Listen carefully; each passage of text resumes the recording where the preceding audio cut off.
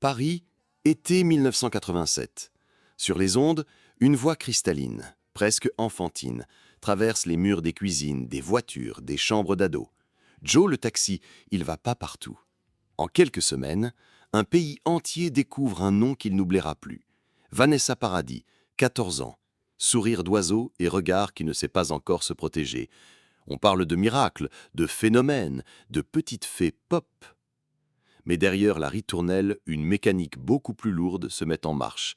Caméra, flash, gros titres, contrats, attentes.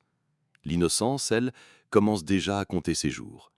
À 16 ans, le cinéma la réclame. Noces blanches embrasent les conversations. Talent précoce ou provocation. On admire, on juge, on projette. Une adolescente devient miroir des fantasmes d'adultes. Vanessa comprend alors que la luminaire n'éclaire jamais sans dessiner d'ombre portée. Chaque apparition devient un procès miniature, trop jeune, trop jolie, trop mystérieuse, trop tout. Les mêmes qui l'encensent un matin la découpent l'après-midi. La gloire ouvre toutes les portes, mais certaines claquent derrière elle avec un bruit de cadenas. Très vite, la mode lui donne un autre visage. Chanel, les studios feutrés, l'élégance comme armure. On croit voir une ascension sans faute. On ne voit pas l'apprentissage accéléré d'une femme qui doit apprendre à se taire pour survivre. Car le monde qui l'attend n'a rien d'un conte. La célébrité aime les histoires simples. Mais sa vie, elle, sera faite de zones grises. Elle aimera des artistes, croisera Hollywood, apprendra à garder pour elle ce que les autres voudront posséder. Entre la scène et le silence, il faudra choisir chaque mot, chaque geste, comme on désamorce une bombe. Alors, qui est vraiment Vanessa Paradis? Une mélodie légère suspendue au-dessus d'un gouffre. Une héroïne de roman français dont les chapitres ne cessent de se réécrire sous les yeux de tous. Ce film ne racontera pas seulement un succès. Il explorera l'envers de ce succès. La solitude derrière les refrains, la pudeur comme stratégie, le prix exact d'une enfance vécue sous projecteur. La musique s'éteint, les questions restent. Et notre enquête commence. Saint-Maur-des-Fossés, banlieue cossue à l'est de Paris. C'est là que Vanessa Chantal Paradis voit le jour le 22 décembre 1972. Son père, André, est décorateur, sa mère, Corinne, gère un magasin de décoration. Famille stable, aimante, mais consciente des opportunités qu'offre le monde du spectacle. Dès son plus jeune âge, Vanessa attire les regards. Cheveux blonds, yeux clairs, sourire radieux. Et surtout, une aisance naturelle face aux adultes. Ce charisme précoce, ses parents l'encouragent à l'exploiter, non par ambition dévorante, mais avec l'idée que le talent doit être montré. À 7 ans, alors que d'autres enfants jouent encore à la marelle, Vanessa participe à des cours de danse et de chant. Sa voix est fine, fragile, mais porte une émotion qui surprend. Les dimanches, on écoute à la maison les vinyles de Barbara, Gainsbourg ou encore des tubes anglo-saxons. Elle apprend à articuler, à interpréter, à se tenir sur scène. Rien n'est laissé au hasard. Son oncle, producteur de télévision, lui ouvre les portes de casting et de plateau. Un monde scintillant, mais où chaque sourire doit être calculé. En 1981, Vanessa apparaît pour la première fois à la télévision, dans l'émission L'école des fans. Elle chante, charmant le public et révélant ce mélange unique d'innocence et d'assurance. Ce passage, anodin pour beaucoup, sera pour elle une première initiation au pouvoir des caméras. Elle comprend, même à cet âge, que l'image peut captiver autant qu'elle peut enfermer. Les années suivantes, elle jongle entre école et audition. Les journées s'étirent, les soirées sont parfois consacrées à répéter dans un petit studio ou à apprendre des paroles qu'elle ne comprend pas toujours totalement. Les amis d'école s'éloignent. Difficile de partager un quotidien avec celle qui disparaît plusieurs fois par semaine pour des rendez-vous importants. Vanessa développe alors un sens aigu de la solitude et de l'observation. Elle apprend à écouter plus qu'à parler, à garder pour elle ce qui compte. En 1986, la rencontre avec le compositeur Franck Langolf et l'auteur Étienne Rodagil change tout. Il lui propose « Joe le taxi », une chanson pop aux accents reggae, légère en apparence, mais mystérieuse dans son texte. Le pari est risqué. Confier à une adolescente un morceau qui évoque, à demi-mot, la vie nocturne parisienne. Pour Vanessa, c'est un mélange d'excitation et d'angoisse. Elle enregistre en studio, disciplinée, répétant chaque note avec une concentration rare pour son âge. Quand Joe le taxi sort en avril 1987, le choc est immédiat. Le public est séduit par cette voix douce qui n'imite personne. Les radios passent le titre en boucle. Mais dès les premières apparitions télévisées, les critiques se déchaînent. Certains trouvent la chanson trop mature pour une enfant, d'autres l'accusent de jouer avec une image trop sensuelle. Les magazines People s'arrachent ses photos, analysent ses tenues, dissèquent ses expressions. Les courriers des fans affluent, mais aussi des lettres haineuses, parfois anonymes, que ses parents essaient de lui cacher. À 14 ans, Vanessa n'a déjà plus le luxe de l'anonymat. Le chemin qu'elle a emprunté n'offre pas de demi-mesure. Elle est entrée dans le cercle fermé des visages que tout le monde croit connaître. Son quotidien devient une suite de séances photos, d'interviews, de répétitions et de voyages. Les week-ends d'adolescente se transforment en aller-retour entre Paris et Londres pour promouvoir le single qui cartonne aussi en Angleterre.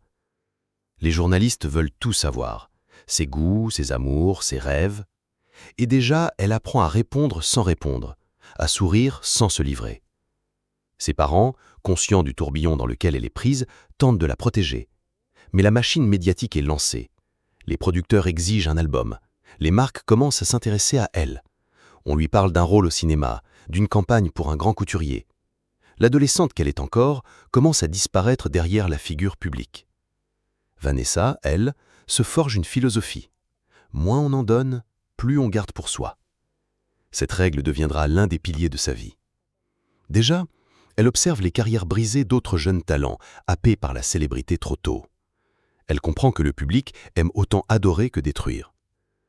Cette lucidité précoce va façonner chacune de ses décisions futures.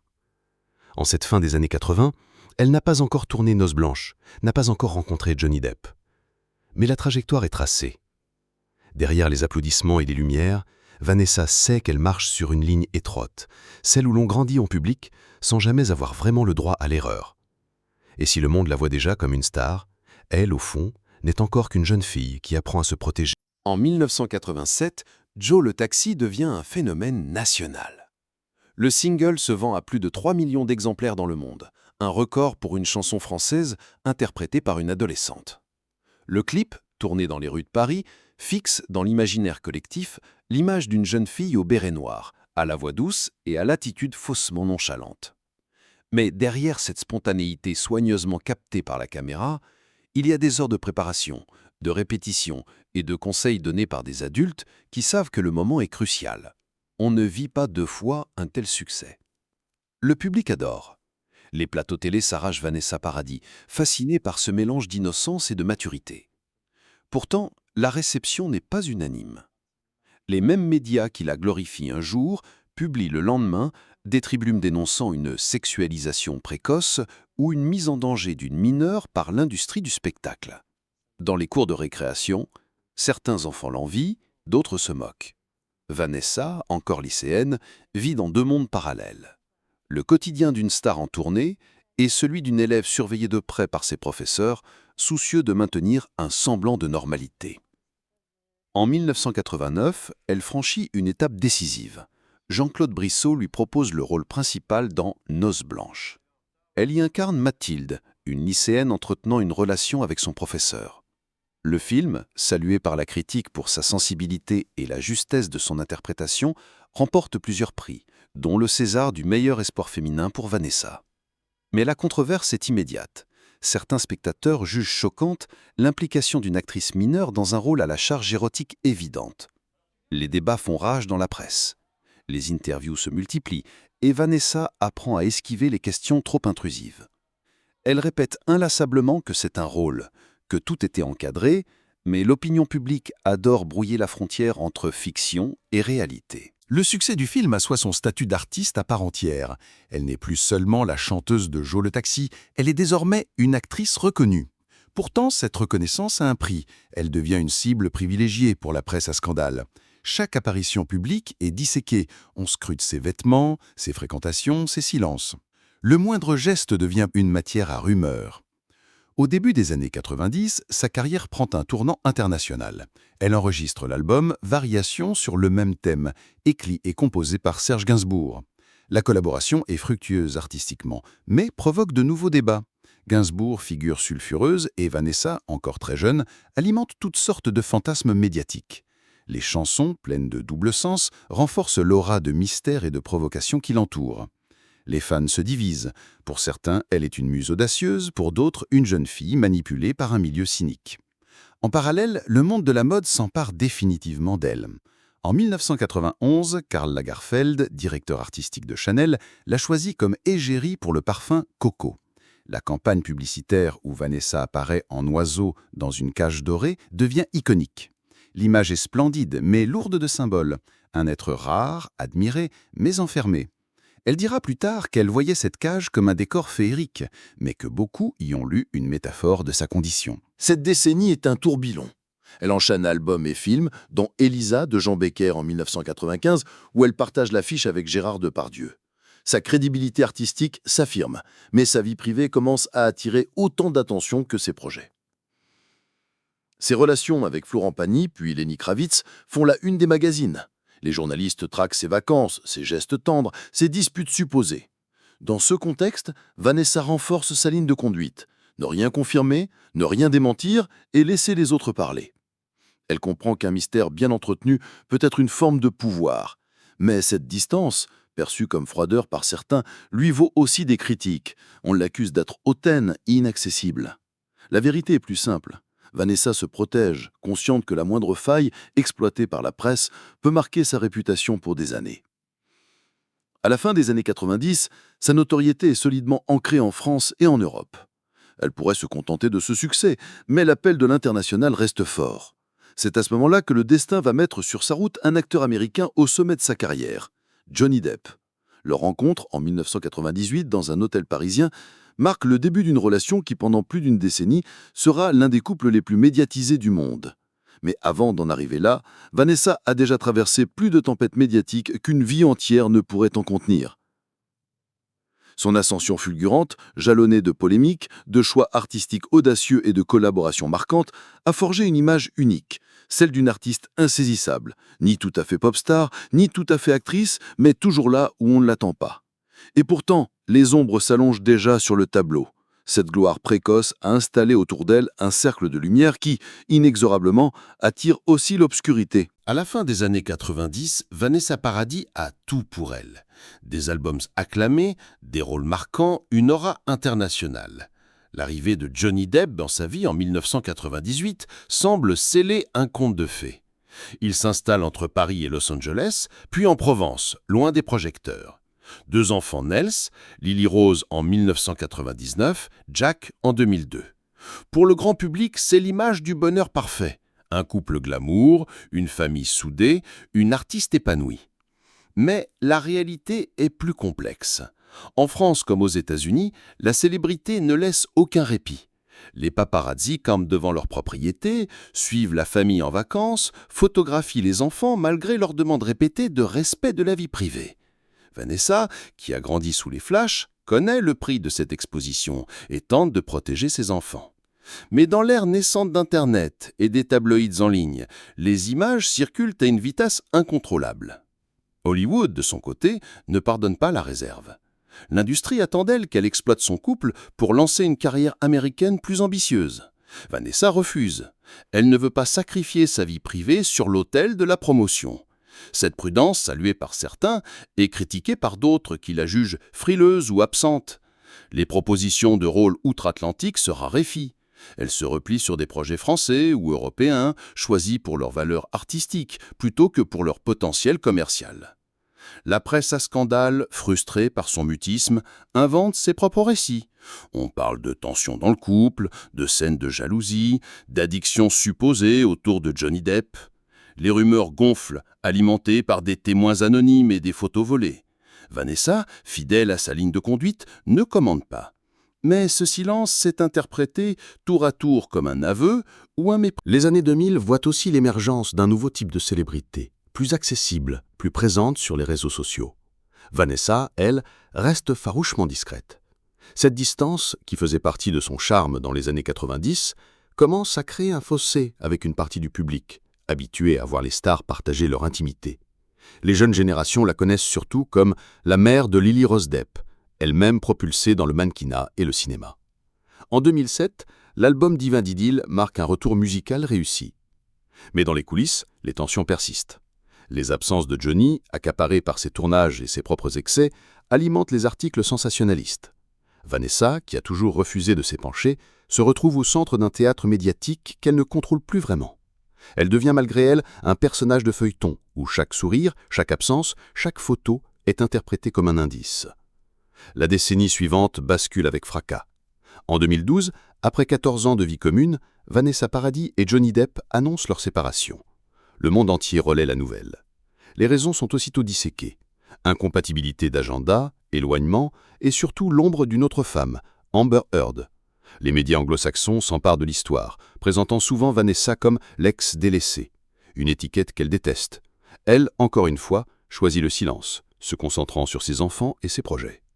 Mais ce silence ne suffit pas à la protéger des remous. Les années suivantes, lorsque la relation tumultueuse entre Depp et Heard explose publiquement en accusation de violence, le nom de Vanessa est régulièrement cité. On lui demande son avis, on tente de l'impliquer. Certains allant jusqu'à analyser ses anciennes interviews pour y trouver des signes d'un comportement violent. En 2016, elle publie une rare déclaration écrite, affirmant que Johnny Depp est un homme aimant et non violent dans son expérience personnelle. Cette prise de parole, bien qu'honnête, la place au cœur d'un débat mondial polarisé. Parallèlement, son image publique évolue. L'icône Chanel est toujours là, mais elle vieillit sous les yeux du public, ce qui suscite commentaires et comparaisons cruelles. Ses choix artistiques, souvent intimistes, ne séduisent pas toujours un large public. Certains critiques l'accusent de se répéter. D'autres, au contraire, saluent sa constance et son refus des compromis. Vanessa encaisse, mais le prix est lourd. Ses rares apparitions médiatiques sont scrutées, ses interviews décryptées à la recherche d'indices sur sa vie privée. Le contraste entre l'image lisse des campagnes publicitaires et la réalité d'une femme qui a traversé des tempêtes devient plus visible. Derrière le sourire maîtrisé, les proches évoquent une femme blessée par des années de rumeurs et d'intrusions, mais déterminée à ne pas se laisser définir par elle. Cette période marque un tournant. Vanessa Paradis n'est plus simplement la jeune fille prodige des années 80, ni la muse insaisissable des années 1990. Elle devient une figure complexe, à la fois admirée pour sa discrétion et critiquée pour cette même réserve. Les ombres qui l'entourent ne sont pas des scandales éclatants, mais une accumulation de micro-agressions médiatiques, de malentendus et de récits imposés. Et si la gloire lui a offert une carrière enviable et une place dans la culture populaire française, elle lui a aussi imposé un rôle qu'elle n'a jamais choisi, celui d'une femme que l'on observe, que l'on commente, mais que l'on connaît finalement très peu. Cette dualité entre lumière et invisibilité est au cœur de la suite de son histoire. L'année 2012 marque un point de bascule. Après 14 ans de vie commune, Vanessa Paradis et Johnny Depp annoncent officiellement leur séparation. Le communiqué est sobre, presque clinique. Ils affirment rester proches pour le bien de leurs enfants. Mais à l'instant où la nouvelle tombe, la machine médiatique s'emballe. Les sites d'information, les tabloïds, les réseaux sociaux s'emplissent de photos du couple prises au fil des années, désormais réinterprétées comme autant de signes d'un éloignement inévitable. En France, on scrute les mots qu'elle choisit, ou plutôt qu'elle ne choisit pas. Aux États-Unis, l'histoire prend une dimension de feuilleton hollywoodien. Johnny Depp photographié avec Amber Heard, les rumeurs de liaison se transforment en certitude dans la presse People, Vanessa devient malgré elle le personnage silencieux d'un triangle amoureux médiatisé à outrance. Ce silence, qu'elle considère comme un rempart, se transforme en arme à double tranchant.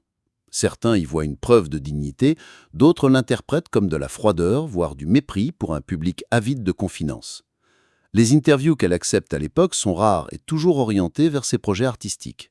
Mais les journalistes tentent invariablement de glisser une question sur Depp, sur Heard, sur la séparation. Vanessa esquive, sourit poliment et ramène la conversation vers son travail. Pourtant, derrière la façade, la tempête est réelle. L'exposition médiatique mondiale affecte ses enfants, Lily Rose et Jack, qui grandissent entre Paris et Los Angeles, dans un contexte où chaque sortie publique peut être photographiée, commentée, transformée en rumeur. Vanessa, consciente de ce danger, renforce encore sa stratégie de protection, limitant drastiquement ses apparitions en famille. L'épreuve prend une tournure plus sombre encore lorsque, quelques années plus tard, le conflit entre Johnny Depp et Amber Heard éclate au grand jour. Accusations de violence conjugale, procès médiatisés, révélations intimes. Le scandale devient planétaire. Bien qu'elle ne soit plus impliquée dans la vie de Depp depuis longtemps, Vanessa se retrouve happée par le tourbillon. Des journalistes la contactent, des tabloïds prétendent avoir des sources proches et sur les réseaux sociaux, son nom réapparaît dans des débats violents. En 2016, face à l'ampleur des accusations contre Depp, elle prend la parole dans une lettre ouverte transmise à la presse. Johnny Depp est un homme aimant et non violent. Cette déclaration, basée sur son expérience personnelle, est immédiatement récupérée par les partisans de Depp comme un témoignage à décharge, tandis que les soutiens de Heard l'accusent de minimiser les violences faites aux femmes. Vanessa se retrouve au cœur d'un conflit qui n'est pas le sien, sommée de choisir un camp dans une bataille où chaque mot est disséqué. Cette pression médiatique et émotionnelle s'accompagne d'une remise en question artistique. Après des décennies de carrière, Vanessa se retrouve face à un public divisé. Les uns continuent de la voir comme une figure intouchable de la chanson et du cinéma français, les autres la réduisent à son passé sentimental. Ses albums continuent de paraître. Love Songs en 2013, Les Sources en 2018. Mais leur réception reste modeste par rapport à ses triomphes passés. En parallèle, elle poursuit sa carrière au cinéma, avec des rôles souvent plus intimistes, loin des blockbusters ou des grosses productions. Dans Un couteau dans le cœur, 2018, elle incarne une productrice de films pornographiques dans les années 70. Un rôle audacieux, salué par la critique, mais qui reste confidentiel au box-office. Ce choix illustre sa volonté de rester maîtresse de sa trajectoire artistique, même si cela signifie s'éloigner des projecteurs les plus puissants. Mais le prix à payer est lourd.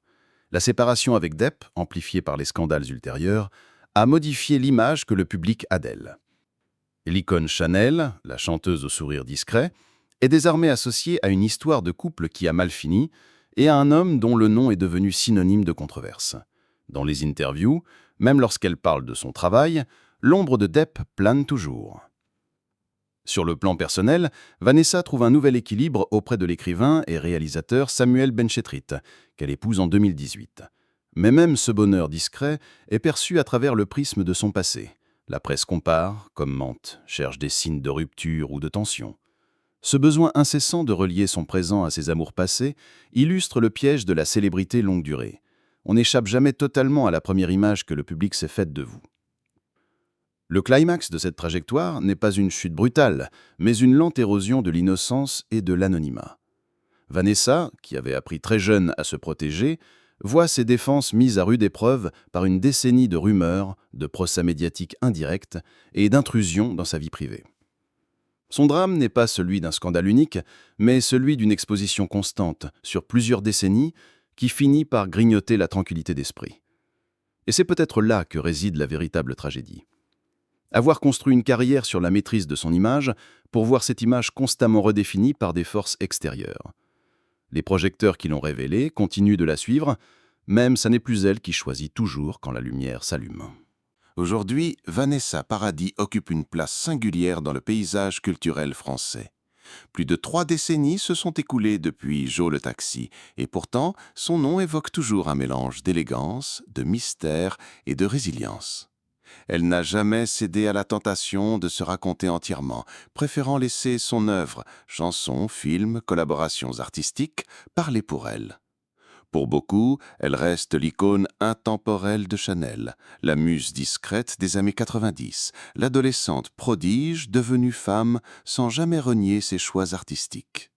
Pour d'autres, elle est une figure distante, insaisissable, parfois perçue comme inaccessible. Cette ambivalence est précisément ce qui a façonné sa légende. On la connaît depuis toujours, mais on ne la connaît pas vraiment.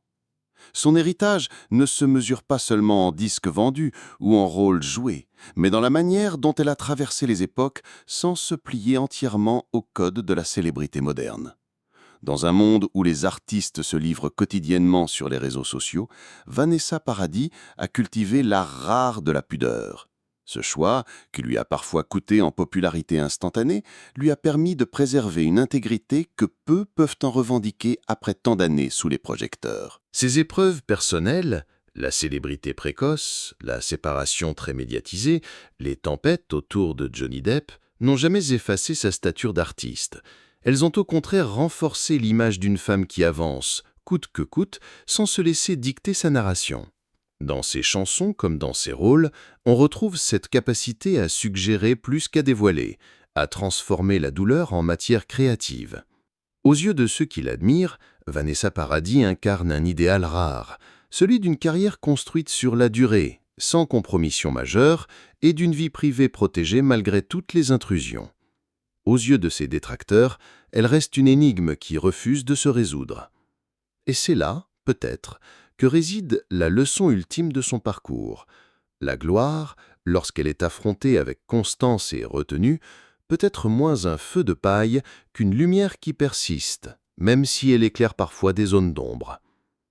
Dans l'histoire de la chanson et du cinéma français, Vanessa Paradis ne sera pas seulement la voix d'un tube planétaire ou le visage d'une marque mythique. Elle restera comme un symbole de cette frontière fragile entre la lumière et son envers.